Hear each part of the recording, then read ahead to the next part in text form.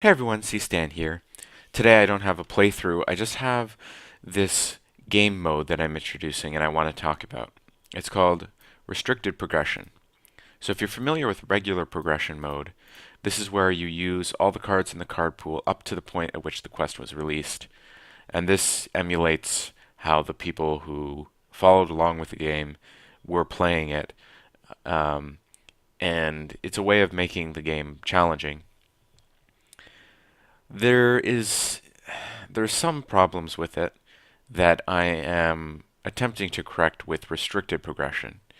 So the main problem with regular progression mode is that pretty early on in the card pool, you get to the point at which you can build a superpower, win them all sort of deck, like a Dwarf Swarm deck that just steamrolls through every quest in the game with very minor changes, or a Mega Boromir deck um, that can beat like every Nightmare quest. And so I have nothing wrong with those types of decks in general, but it seems to break the idea of progression mode because once you get that superpowered deck, there's no need to ever introduce any new cards that you get to as you open the next pack. You can just stick with the same deck and just beat every quest from that point on. And so if you're someone like me who loves to deck build, then it kind of takes the fun out of it. So the idea behind restricted progression mode is this voluntary uh, giving up of the power decks. And so what it's about is there's this list, the banned list, with certain cards that you are not allowed to use after you get to that pack. So, for example, um, there's nothing banned right away, but once you get to the Long Dark, you can no longer use Hammer with Feint. So this is the pack where Hammer is introduced. And so you can use Hammer by himself and Feint by itself, but you can't have Hammer and Feint in the deck together. Because this would build a power deck that you could use pretty easily to beat almost all the quests afterward. Same with Hammer and Thicket of Spears. You can use either alone, but not together.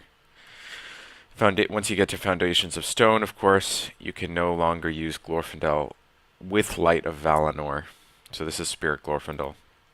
You can still use Lore Glorfindel.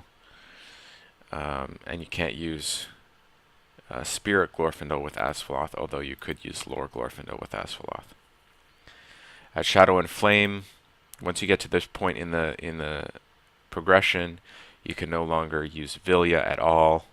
Well, this is where Vilya is introduced, so you can never use Vilya under any circumstance in any deck. And you also can't use Glowin together with Elrond. There's a combo here between these two that you can use to build a power deck, and so forth. Dane you can't use. So this is pretty much how it works. So in some cases the card outright is banned, and in other cases it's a combination of cards that are banned. Because I didn't want to ban, say, Elrond, just because he has sort of one broken combination with Glowin. However, it's for a card like Dane or Boromir, they're so strong just by themselves that they just needed to be banned outright. However, you'll notice Boromir, he's introduced back in the Dead Marshes, but he actually doesn't get banned until Heirs of Numenor. This is the point where Blood of Numenor comes out, and pretty shortly Gondorian Shield. That might be in Heirs of Numenor, or is it in Steward's Fear? One of those. And at that point, he becomes broken. Once you get to the Steward's Fear, there's this condition where you cannot use more than 6 total Outlands cards including Heirloom. So, for example, you could have a deck that had Ether Swordsman, like 3 Ether Swordsmen, and that's fine. But building a deck that has more than 6 total Outlands cards means you've got an Outlands deck, and that's the deck that is banned. Some other cards, we got Gondorian Fire. Legacy of Numenor becomes broken in 2-player. You can use that to great advantage by building a doomed deck with Lore Aragorn. I might introduce more cards here as well. If but those will, any new cards will mainly come down here at the latest expansions. I don't know what cards are in these packs yet, or what packs are to come. But once you get to that point, basically they won't be banned earlier on because they're not currently broken. They'll only be banned if a broken combination turns up with a new pack. You'll notice Caldara and Prince Imlahil together. Using these together, you can build a very strong power deck. Iristor and Denethor,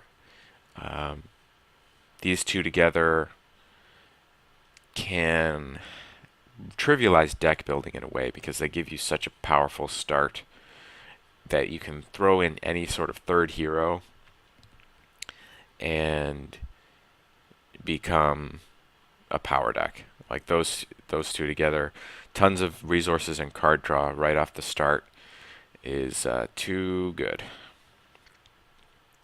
So I find if I weren't to ban this, then at every point onward I just have some sort of Iristor and Denethor deck playing all of these. So there's the idea.